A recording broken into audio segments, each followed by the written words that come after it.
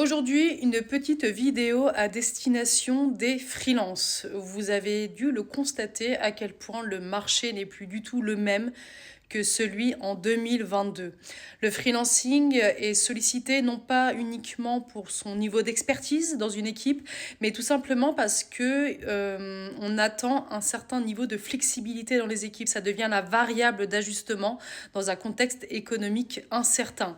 Par exemple, une entreprise peut avoir d'un coup un rush de recrutement avec plein de recrutements à faire et d'un coup, elle n'aura plus rien. Donc à partir de là, il y a un petit peu ce sentiment où elle tâtonne énormément, elle travaille sur des budgets en recrutement au jour le jour et donc elle recrute beaucoup de freelance parce qu'elles ne savent pas l'avenir, mais avec les mêmes exigences qu'un CDI. Attention. À partir de là, on est parfois, je ne le cache pas, sur du salariat déguisé. Un jour, il faudra lancer le carnaval du freelancing. Il y aura beaucoup de déguisements à sortir. En tout cas, quoi qu'il en soit, on n'adopte pas tout à fait la même posture en 2026 par rapport à 2022. Mes petits conseils. Parce que quand même, le but de cette vidéo, c'est de vous donner des conseils. Première chose, de rester relativement flexible. Vous avez l'habitude du full remote, ce qui est mon cas. Vous avez l'habitude de plein de choses. Eh bien, il faut penser CDI. C'est adapté un petit peu plus aux contraintes RH d'une entreprise. Je sais, c'est très douloureux à le dire parce qu'au final, c'est pas du tout la quintessence même du freelancing. C'est relativement d'être libre, comme son nom l'indique, mais parfois, il faut se soumettre aux contraintes d'un employeur. Donc, ça retire un petit peu la réalité et l'envie de faire du freelancing, mais c'est aussi une réalité qu'il faudra prendre en compte pour trouver des missions. Alors, clairement, on va pas se mentir, sur le plan légal, il y a beaucoup de choses à redire. Parce que le salariat déguisé, c'est pas qu'un costume, c'est aussi clairement quelque chose qui n'est pas autorisé en France, mais ça reste quand même une condition pour pouvoir un peu sortir son épingle du jeu. Donc la flexibilité. Deuxièmement, jouer le jeu aussi des entretiens. Et oui, on vous recrute comme un CDI avec 14 étapes. Eh bien, faites les 14 étapes.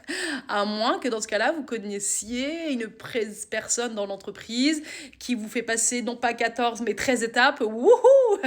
Ça peut être jouable, et d'ailleurs c'est ce que je vous recommande, c'est d'avoir beaucoup de réseaux en CDI et pas juste des réseaux de freelance pour pouvoir à un moment donné aussi rentrer un peu plus facilement par la petite porte. Donc le réseau, évidemment, c'est important de le garder, de l'alimenter, de le nourrir par des rencontres et de rester pas enterré dans une mission en freelancing pendant 3 ans, parce que ouais, ça existe aussi.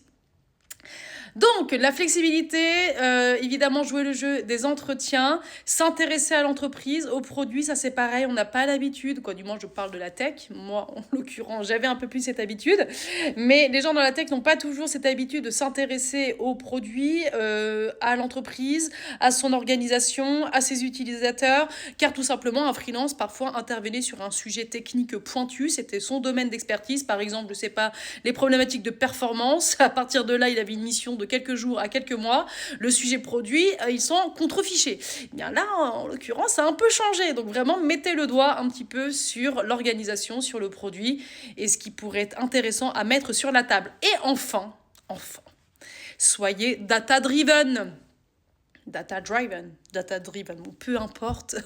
Mais en gros, parler de 3-4 projets qui ressemblent de près ou de loin à la mission pour laquelle vous postulez et parler de chiffres, des chiffres d'impact, des chiffres en matière de volumétrie, des chiffres en matière, je sais pas, de dette technique résolue, j'en sais trop rien, mais donner des éléments concrets, tangibles, pragmatiques et non pas juste le beau discours qui sort d'un livre d'agilité.